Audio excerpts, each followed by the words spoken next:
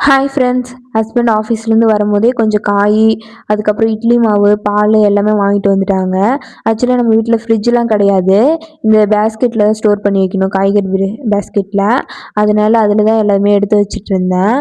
இதுவுமே கொஞ்சம் பெருசா இருக்கு ஹோல்ஸு. அதனால கீழ விழுந்துருது எல்லா காயும். அது இல்லாம பத்த மாட்டேங்குது. இன்னொன்னு தான் வாங்கணும்.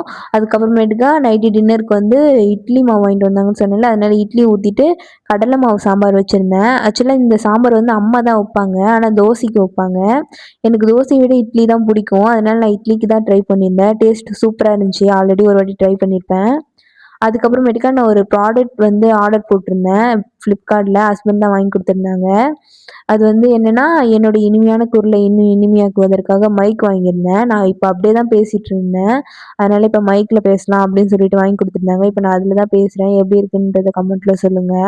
அதுக்கப்புறம் அத பார்த்துட்டு அப்படியே சாப்பிட போயிட்டோம். ஓகே ஃப்ரெண்ட்ஸ், பாய். அடுத்த வீடியோல பார்க்கலாம்.